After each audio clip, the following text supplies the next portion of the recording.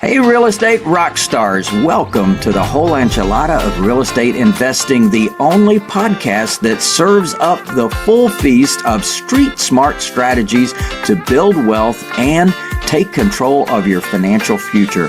I'm Lou Brown, and I've been in the real estate game since 1976, so I've learned how to make the whole plate worth it.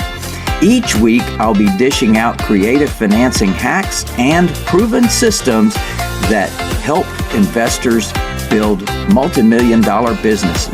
No fluff, just the good stuff, straight from the source. Ready to dig in and start making deals? Let's get to it. So hi everyone, my name is Lou Brown. I've been buying, holding, and selling properties now for over 40 years, and we are the whole enchilada of real estate investing. And today I have Marcia Castro-Socas with us, and she is going to enlighten us and share what is going on that we can do something to change someone else's life. Definitely, it's an exciting time that we're in. It's an exciting industry that we're in. Welcome, Marcia.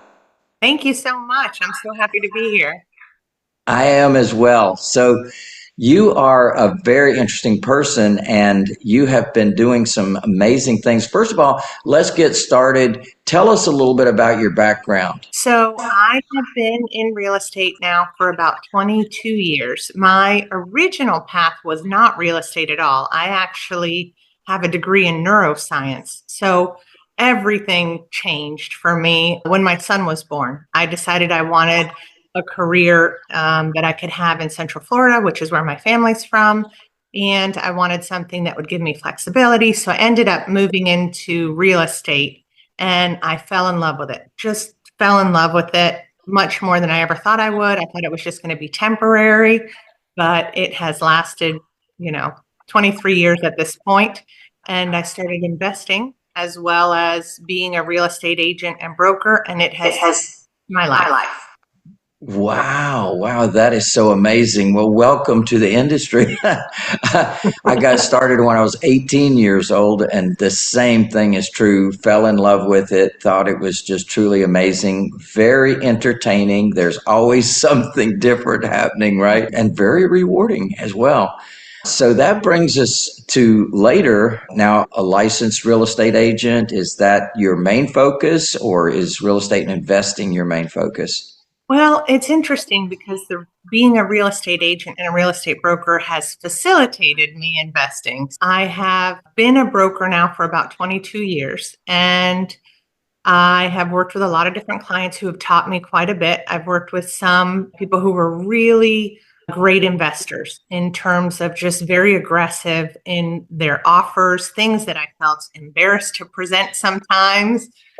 And then they would get them. They didn't get them all the time, but every once in a while it would come through. And I realized, okay, you can be aggressive as long as you show support for where your price is coming from. And so I would learn little by little. And then I started kind of getting into the investing side a little bit. And I would say that is now what I enjoy doing most of all. It is what I spend most of my time doing, because we are kind of like a small real estate company. We have clients who are like second and third generation at this point. And so I certainly have not given that part up because I love working with those clients. But I would say my day-to-day is more on real estate investing. It is very rewarding, as you know, obviously. Oh, yeah, it's fun. And one of the great things is that every single person that comes into our world, we're changing their life in some way. If someone's trying to get rid of a property, it's because they need to change their life for some reason. And then the person that we're selling the property to, well, we're changing their life as well because they're getting hopefully a better place than the one that they had before, or at least one that's more aligned with who they are and where they're at in their life right now. And I think that's one of the things that we do that's very rewarding, is really making a difference in other people's lives. When you mentioned what you're doing, we actually present a book to our sellers when we're talking to them. We have a book called Doing Good While Doing Well, How Real Estate Investors Provide a Service and Make a Difference. And it's that enrollment process of talking to that seller and getting them on board with you and realizing that they, in selling the property to us, are actually going to be changing someone else's life. And so they really engage in that. So I appreciate your saying that. That is very true. Yeah, that's right. So that brings us to today of your life. And what is the thing that sings to you now? What is the thing that turns you on and makes you excited about real estate investing? So right now, what really makes me most excited is how I've been able to change my son's life. So when, as I mentioned, I came into real estate when he was born and I wanted flexibility and whatnot. And around that time, the Florida prepaid program used to exist. Now, I think it still exists now, but usually people use a 529 instead for college savings. And I had the money to pay for the Florida prepaid program. And my mom, who was also a real estate broker, she said to me, why don't you think of this a different way? She said, why don't you, instead of taking that money, it was $7,000. Instead of taking that money and buying the Florida prepaid, why don't you use it as a down payment and buy a property? Let the rental income do the monthly plan instead on the Florida prepaid. So I said, oh, I hadn't thought about that. So it kind of opened up my eyes to a different way of thinking about how to utilize money. Instead of just buying the thing that I want, the Florida prepaid, it would be beneficial to buy an asset that could then pay for the Florida prepaid. And that's what I did. I utilized my commission also, which is a benefit when you're a real estate agent, obviously, that isn't available to everyone, but it was in my case. I was able to use my portion of the commission as additional down payment. And I structured the deal such that the seller paid the closing costs, so I didn't have to come up with any more money out of pocket. And bought a little house at that time for $90,000, and it ended up paying for the prepaid program every month. And at the beginning, it was just like neck and neck, the mortgage amount and the rental amount. But over time, rents go up, but I had a fixed mortgage, so that kind of stayed the same. So I started getting a little more money. I started paying a little more down toward principal, built up a cushion for repairs, that kind of thing. And anyways, fast forward, at this point, my son has graduated college. And in about 2 more years, obviously his college was paid for. And in about 2 years, I'll have a house free and clear that I can gift to him when it's the appropriate time. And it all started with just that one $7,000 and looking at how real estate can kind of make that explode into something else. People don't really understand the magic of the long-term mortgage. They don't understand that they're paying it off with worth less dollars. Meanwhile, inflation is a real thing and the value of the property continues to go up.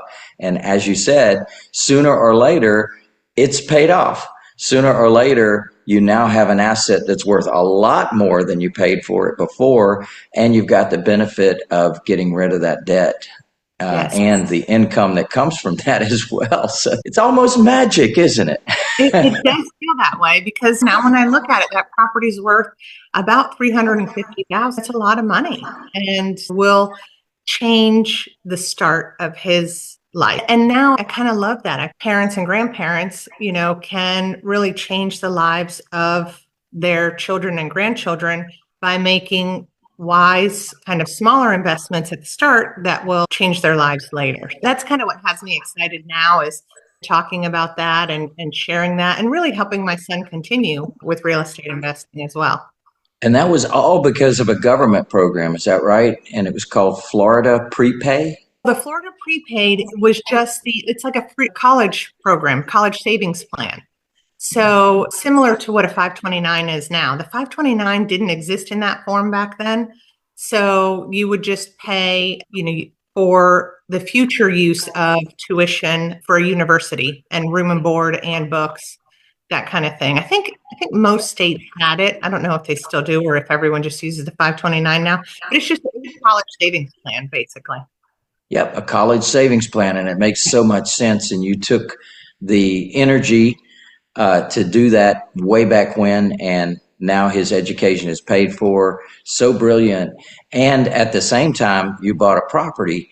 Now, tell us about what excites you about what you're doing now to help kids to have that insight. Yes. So I love kind of teaching them. I've gone to high schools and spoken a few times to different groups of students, which is interesting because it's not something that's normally taught to them in school, Right. this way of thinking. So that's been really enjoyable. And I do enjoy doing fix and flips. So I have taken sometimes kids that are just my friends' children who have been curious about what I do. And I have had them help me fix and flip a property. So we had a weekend where kids were installing vinyl plank flooring and putting backsplash in a kitchen. And it was a lot of fun when it's kind of a little bit hands-on for them and taught them, that these things, some of these things can seem difficult, but really you can do it. There's a lot of things you can do yourself. You just have to kind of commit to learning about it and trying and getting involved. So, what's usually the age group that you're working with in that insight? High school age, basically. I mean, with my son, it's been interesting because it's been a progression with him as he's grown, and he's just always loved investing in real estate. And so there's been a lot of lessons with him in terms of during COVID, his university was shut down. And so after we did the whole time where we were home, we did everything we were supposed to, but then there was kind of like that middle point where people hadn't gone back to work, schools hadn't opened, but everybody was just kind of sitting around not knowing what to do, but the restrictions were kind of eased up. And I said, I just can't have you just here doing nothing. Let's flip a condo. And we did. Let's flip a condo. So much fun. You can't sit around. Let's flip a condo. We had happened to have it. We were lucky to have gotten it at a good price. And the timing worked out. The tenant that was there, he had left because he had lost his job due to COVID. And he asked us to let us out of his lease, which of course, who's going to say no? The poor guy had lost his job. He needed to move. And the timing was perfect. So we did it. We flipped the condo. He tore up the tile on his own and we redesigned the kitchen. It was a lot of fun, a lot of fun. That's great. So what did you have in it versus what did you sell it for? Sure. So originally we had purchased it. It was a 1-bedroom condo and we purchased it for $57,000. So it was a really great deal at the time. And then when we sold it, the sale price was $105,000 and it sold in one day. $105,000. That's Yeah. awesome. And how much did you put into the rehab? So we ended up putting in, I think at the end of the day, it was about $30,000 total, adding in the HOA carrying costs and things like that. So he made a pretty nice profit on it. So your son, how old was he at the time? Let me see. He was probably 19. 19. That's perfect. That's perfect. I bought my first house when I was 18 years old, so I can identify with that. But I didn't get any help from my mom except she moved in as my first tenant and paid $100 a month. That's amazing. Yeah, that was a fun experience to flip the script. We were paying $600 a month in rent, and then I had an opportunity to buy this house subject to the existing loan way back in the day before there was such a thing called subject to, and being able to take over the existing financing was the key for an 18-year-old, right? And then being able to then parlay that into an amazing experience in this wonderful thing we call real estate. Yeah, she must have been so amazed by you, She blew wind in my sails. It was a single mom type scenario. My mother was an immigrant. She came to this country and she was a war bride. And then it ended up just being the two of us. And it was it's an experience. We raised each other. So wonderful. It was fun. And, one of the great things we can do with this amazing thing called real estate investing is that every single deal has its own fingerprint, is what I like to say. And everything is somewhat different from deal to deal. And that's what keeps it interesting and also profitable, because we're filling a need that everyone has. And that's that thing that we need over our heads. We need a place to live. And so that business that we're in is so wonderful in that way. And so giving and forgiving, even when we buy the wrong house in the wrong neighborhood, eventually that's going to come around and present itself the right way. This is great. So has your son gone on to do more real estate? Yes. So now he decided to get his MBA with a concentration in real estate, Wow. which he just finished. So now he started his first kind of real world job. He's working as a sales consultant for a new home sales consultant for a home builder. And he just started that. He's excited about it, but he says he wants to keep flipping things on the side. But I'm telling him it's good to have the security of this position right now. You have insurance, you have dental, you have a 401k, you have all these things. Have that for a little bit, have some stability, and then generate extra income, and let's do more investing on the side. But he just purchased a house, bank foreclosure, just Yeah. week. Yeah, on Tuesday was the closing. And so now the process begins of like cleaning it up, painting it, that kind of stuff. And he is going to have roommates. Some friends of his live with him, and it's going to offset the cost of the mortgage. So he really has thought it through. And his idea is to have them help pay for the mortgage. And then in 2 years, he will sell. That's the plan, so that then he can take advantage of the $250,000 tax-free capital gains kind of thing, and then move on to something else. So he's Wow. got That is real estate so exciting. And how old is he now? 23. Yeah. 23. Yes, what a great place.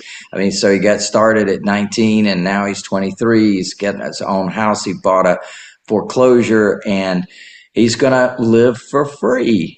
And that is so very cool when a young person can learn how to live for free and live and actually realize that it's possible that you Yes. can live for free. And how exciting it is that now he can build his wealth by saving, investing more. And this evolved into something that you wanted to use as a mission. Is that right?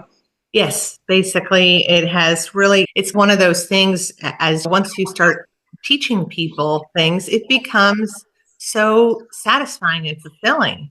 And you just kind of say, everybody should know this. And it's a disadvantage to people that they don't. And if they learn about it, it can change their lives. And that became very important to me because I saw how in one generation I changed my son's life. My parents are also immigrants. And, so when they came over, they had nothing and no property, nothing at all. And so to think that now, just one generation later, things are so different in terms of the outlook and in terms of like the ownership of such tangible assets and long lasting assets like real estate. So, yes, it has led me to really become impassioned with kind of sharing this information. So, I wrote a book about my experiences with him, and just because I think everybody should know it. Well, what's the name of your book? It's Building Wealth, and it's a DIY guide to investing, rehab projects, and legacy planning for your graduate. I do also a lot of, when I started doing the fix and flips, I started doing some videos, and then people liked the videos, and then I started getting a couple of sponsorships, and then I was like, well, people should know I'm a 50-something-year-old, middle-aged, not super fitness guru woman, and I can get up there and I can build a fireplace and I can install tile and I can do all these things, and other people can too. So I started doing DIY videos, which I love. So that's why the book is kind of a DIY guide, because it is something that you have to take ownership of and you have to do yourself, kind of thing. And it's really geared toward what you can do for, for your children and grandchildren, kind of thing, every step of the way, whether they're a kindergarten graduate or a college graduate, there are steps you can take. Wow. Well, definitely that's one of the insights that you gave him, was the insight to the fact that, hey, when you do it yourself, you're going to save a lot of money as opposed to hiring people to do it. And especially if you don't have the cash to do it with, then doing it yourself also opens that door. Yeah. I did a lot of that back in the day, and I evolved out of that. Yeah. I got over it, is another way Right. to say when you have a creative bend, you love the idea of actually coming up with all the different processes, procedures, the choosing process, the design element to it. It's so much fun, but it's not nearly as profitable as using this thing right here, Yes, your you're right. brain. But Yes. you do have to get started somewhere, and especially for kids to learn this and be able to get in that space of actually realizing that they themselves are producing an outcome. That's very exciting. Yeah. When did you write your book? I just finished it recently and it'll come out. The print date is December 3rd. It'll be in Barnes and Noble and bookstores and stuff. So, Congratulations. yeah. That's so wonderful. Definitely. That's a very wonderful threshold that you're crossing into this thing called information marketing. Yeah, And I'm excited. definitely, that's a great thing. So, what's your inspiration? What do you want to achieve by others reading your book? I think just that they can see there are different ways that they can change a younger person's life. So it can be by like that smaller investment made when they're very young, or it can be by working together with them on a project. And sometimes, if someone's not ready to do a whole house renovation, it's small things. Working with people who are younger, it's really good for them to do some hands on things sometimes. And the lessons learned are sometimes small ones that you wouldn't expect. For example, I don't think my son would enjoy me telling this story, but it's sometimes small lessons. So when we were doing the flip, we did have a handyman that was helping us with some things.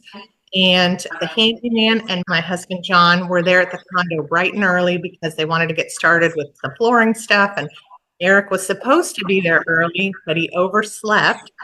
And when he showed up to the job site, he showed up with a cup of Starbucks coffee in his hands. And they just read him the riot act, and it was one of those things where sometimes kids are kids and they just kind of put themselves first and they need somebody to say to him, hey, that's not the way you treat other people. That's not the way you work on a job site. We're a team. We're here for you. You have to be here for us, that kind of thing. And it was a humbling lesson for him because he realized that he was being selfish and he just hadn't thought of it because he was just young.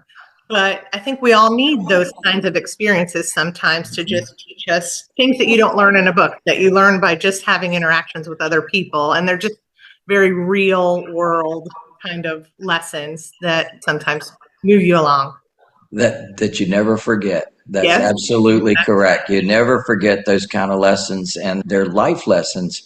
And that's one of the things that you're doing is inspiring people to say, hey, what about these kids and what about what's possible for them? Now, giving advice, let's say that someone has a child or a grandchild and they're in their high school years. What would you suggest that they do to get started? What are some steps in the process? One of the things that I tried to do with my kids, not just my son, but my daughter, who has no interest in real estate whatsoever, is to try to have them read books that would open their mind. Because to me, the thing that really started me along was the fact that my mom had given me this idea of taking that amount of money and investing it rather than just spending it. It's kind of like once someone opens your mind to what assets and investing can do, that can't be closed again. The mind is open. And so I think if they can get that kind of knowledge, now my kids did not want to read the books that I gave them. They just didn't want to put the time into it. They could listen to podcasts, which sometimes have just something to open their mind or to just make them really think about what passive investing, passive income means and how it can really change things for them. So even if they're not at the place where they can, buy a piece of property because there is a hurdle there to getting a down payment and to getting things started, my son had invested first in some stock. He had really liked back then, many years ago, EA was coming out with a new game, and back then they were only like $12 a share. And he purchased some, just some stock with money he had from birthday, graduation, that kind of stuff. And within the course of 18 months, it doubled. Wow. Because that was when they came out with, this was a long time ago, but they came out with some FIFA soccer game or something that was like a big thing for them. And so the stock went up and I got nervous and I made him sell it all. I said, with your money, you have to sell it. But now I think that same stock is worth like $130 a share. So I should have never told him to sell, but I did. But the reason I mention it is only because even if a child can't invest in real estate right away, investing in something that they can kind of track and look at, and especially like if it pays a little bit of dividend or, whatever, just kind of shows them that money can grow instead of just sitting there. There's an asset involved. So step one is to expand their thinking, have them start reading and seeing some other things. Step two is actually doing something such as investing in a stock or finding something that they can get a return on the investment. Is that right? Yeah, definitely. Excellent, excellent. And then as far as inspiration goes, sometimes with parents and kids, there's that whole dynamic and the parents have the child's best intentions at heart, right? They want to make sure that things work out for them and they're trying to inspire them, but they're having a hard time inspiring them. What are some words of wisdom there? Oh, that's an interesting question. Yeah, I would say honesty seems to be the best way to go in terms of sometimes I think my kids learn when I tell them of a mistake that I've made. Oh, I wish I would have done this, or if I could have changed this deal or this structure or this interaction with a client or a person or whatever, I should have. It's not like I've never had a failure in a transaction. The good thing about real estate is it's very forgiving. Over is your friend. Even if you make a bad deal at the beginning, you just kind of wait it out. But sometimes my interactions with clients has maybe not gone the right way. And I am very open with the kids about I lost this client because I didn't communicate in the way they wanted to communicate. He felt like I was brushing him off when texting was easier for me. He really wanted someone who would talk to him on the phone or, just human interaction and things like that. And the same with being honest about my own, my own life and telling them real estate wasn't my first career. And if you need to change careers or something's not going the right way, don't be afraid to move, pivot, do something else. It's okay. If we're fortunate and blessed, life is long enough for us to change careers, and it's fun. It's not a failure. It can be a very fun thing. So I think that while sometimes it's difficult to always meet on the same level as what kids are thinking or what they want to do, I have found that for me, just being very straightforward and honest in what my experiences have been and what I could have done differently and what I did well has helped make them feel closer to me, and what I have to say has value to it. Oh, I think so. And definitely that's very inspirational because I think raising kids is part of how we find ourselves and how we discover things about ourselves that we wouldn't have found out if we weren't going through this experience of raising kids too. So I love what you shared about the honesty. Just tell them mistakes you've made, things you wish you had done differently. That's so powerful, very much. So tell us a little bit about how we get in touch with you. You have something to share that you'd like everybody to know about. What is that? Sure. The way to get in touch with me would be site would be the easiest, which is marciacocas.com. It's spelled a little differently than people might think. It's Marcia spelled Marcia, and Socas is spelled Socas. And I try to share on there my DIY videos, how to undertake a renovation at a low cost and things like that. And a little bit just about my experiences with investing and lots of before and after pictures because I love a good before and after picture. Those are my favorite. So that's the way to get in touch with me. And that's kind of what's there on the website. Well, we appreciate that. And it makes me think about one of the things that we've contributed to and been a part of is a young entrepreneur spirit, the Yes Network.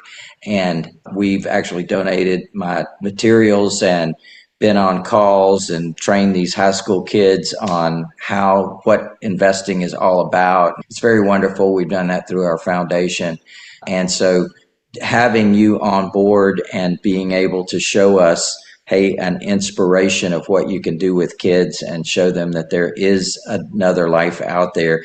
And whether it's just to buy their own personal residence and good enough, like your son being able to buy his house now and being able to live for free because he figured out how to do it and he figured out what to do and how to do it thanks to you and the guidance that you gave him. He's set up for life now. He can literally do anything he wants to because he can always come back to that, flip a house or a condo and have some cash to work with. That is just such a great inspiration. So thank you for being on board with the whole enchilada of real estate investing today and definitely giving some inspiration to some folks to realize that all the kids in their life can be inspired to do something more with their life. And you have given them a path to be able to do that. So thank you so much for sharing that. To be here. I really appreciate it. And is there any parting words, anything else that you wanted to say that we didn't get to? I think we have covered everything. I really appreciate it. I love what you do, and I really am appreciative of being able to be here with you. Well, that's so wonderful. Thank you very much and look forward to talking to you soon. Yeah, baby. Thanks so much. Bye. Take care. See you soon. Thanks for tuning in to the whole enchilada of real estate investing. I hope you're feeling ready to take your investing game to the next level. If you're serious about building wealth, you won't want to miss the Millionaire Jumpstart. It's a 3-day live event that's perfect for any level of investor. Whether you're just getting started or you're looking to scale, this can be one of the final steps of making real wealth happen. So, what are you waiting for? Enroll now at millionairejumpstart.com and get ready to make big moves in your real estate journey. I'm Lou Brown. Until next time, keep hustling, and remember, it's not about how much you make, it's about how smart you play the game.